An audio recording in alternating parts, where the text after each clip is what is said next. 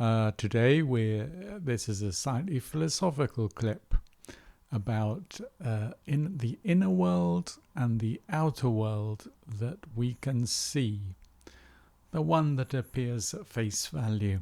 And here we were on a Sunday, and it was Coley Peak, a nice little strip of green where we have a beautiful view of the Severn Valley. This is not far from Stroud, really, Dursley, that sort of area.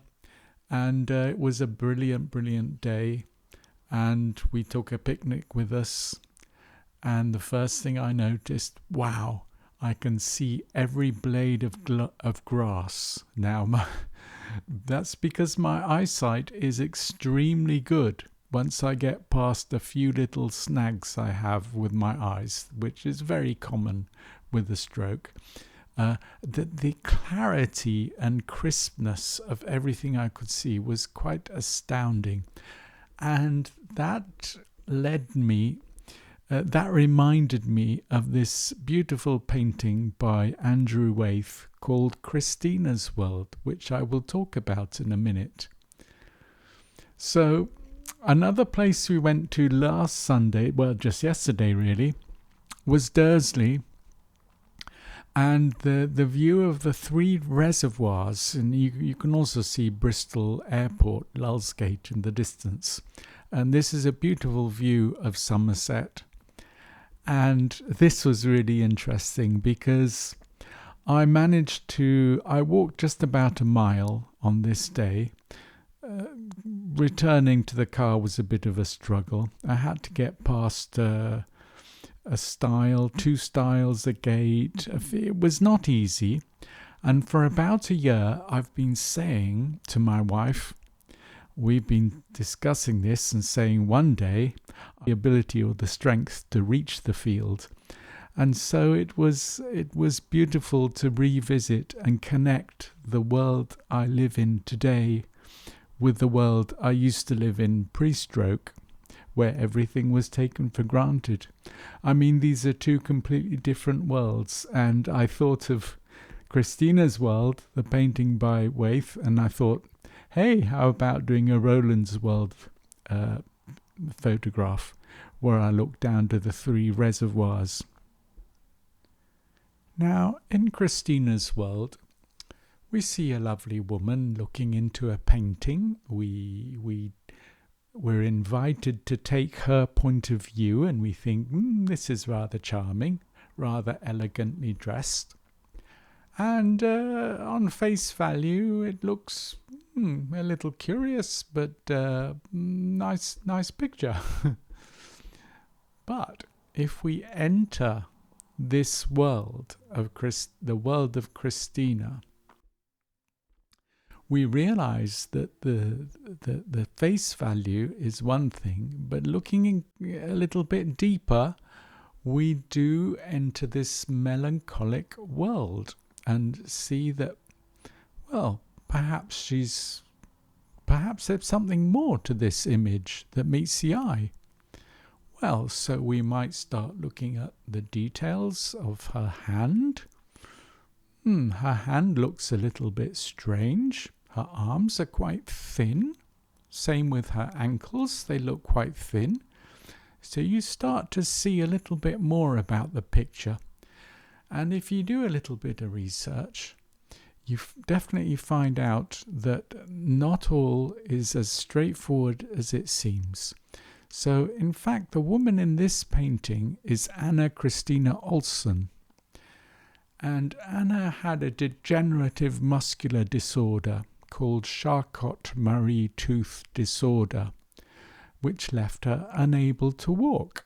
She was a paraplegic, but she was firmly against using a wheelchair, so she would literally crawl everywhere.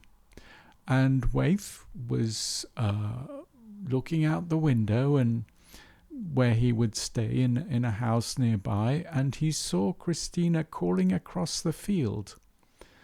And so he was inspired to paint her, but he actually used his wife as the model for the torso.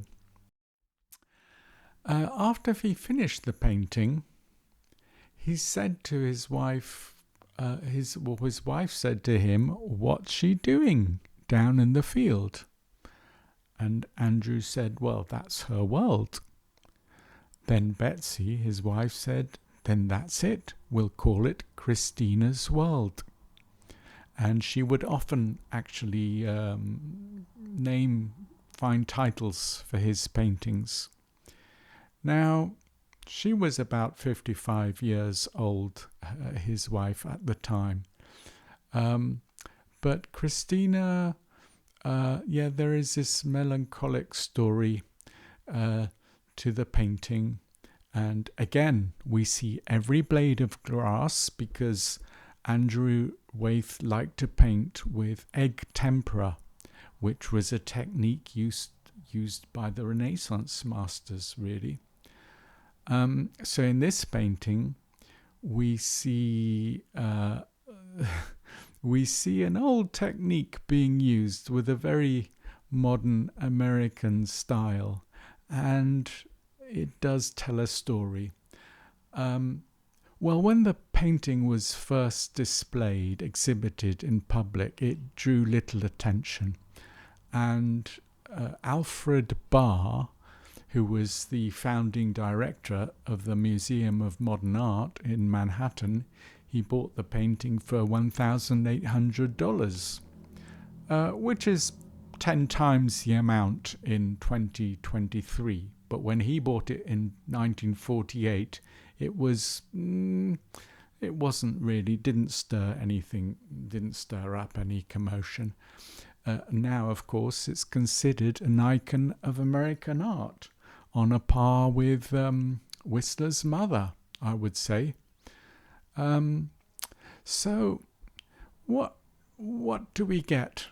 What message are we given? We're given this message that there are two worlds. The one we see with a casual glance.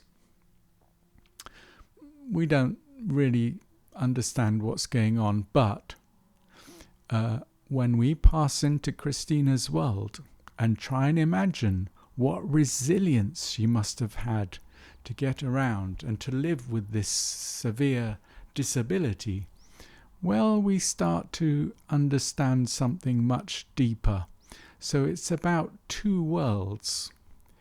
And of course, she is really leading up to the house, which is really a gate that passes from one world to the next.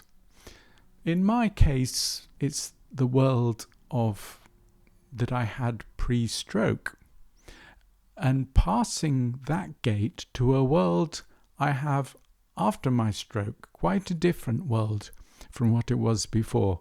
I have discovered many, many things, but I've had to accept limitations, let's say, and the frustrations at first that these limitations bring, but also the hope and the new world and a new vision which sees past the obvious and goes rather more deeply into life. And that's why I like this picture of Christina's world. So yes, she has this degenerative condition, but she had extreme resilience. And the point of view is rather intriguing. We are looking into the painting as she was looking into the painting. But yes, then we realize she's somebody who is not well, not totally normal.